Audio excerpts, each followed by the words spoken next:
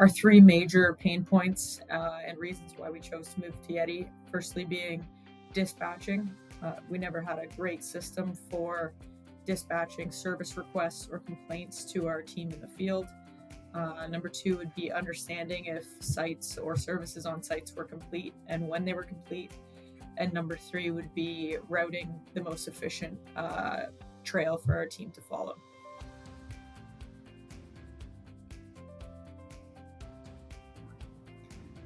Yeti has helped us overcome these challenges or pain points in a lot of different ways. Firstly, the routing has been an amazing feature that we get to use.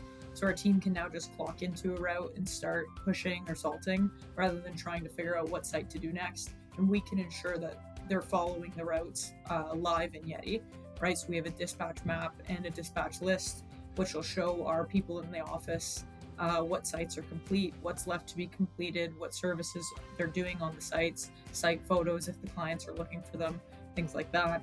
And then finally, the service request. If we get a ticket or we have a complaint, we can add it directly to our team members' route in real time.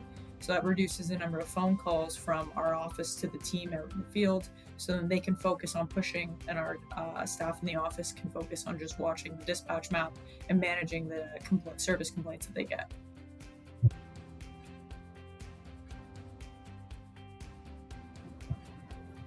We like to measure the value that Yeti provides us on a team response way from the office staff and the staff outside. So from the point of view of the office staff, they can manage a storm in real time, dispatch in seconds, and understand route completion just by looking at a screen.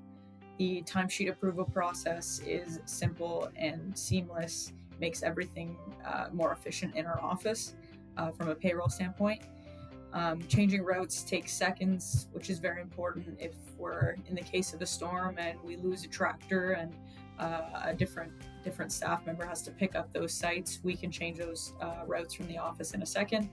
And then the data afterwards helps us understand things like consumables, so salt and brine, the equipment usage, time on site, and downtime.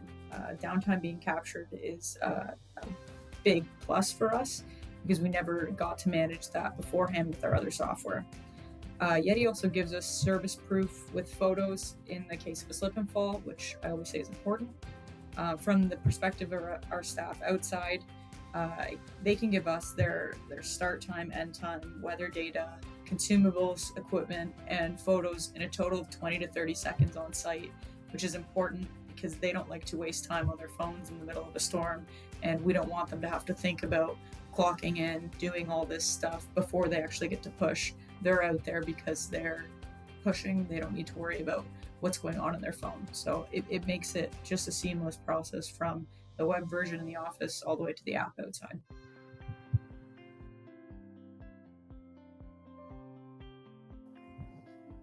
My advice to others who may be considering Yeti is to take advantage of the support staff at Yeti and the sales team. They have a lot of information to offer you, and it's important to understand everything that the software can do for you. Secondly, it's important to get buy-in from your staff. So not only the office team, but also the team outside. I spent a few days going to all of our foremen from all the zones in our snow season, and I went over the app with them. I showed them what it could do all in the trial run, and as long as they were happy, I was happy. So it's not important just for the management level to be happy, but it's also important for the staff who are actively using it every day. And once I got buy-in from the team outside, I knew that this would be a great transition for us.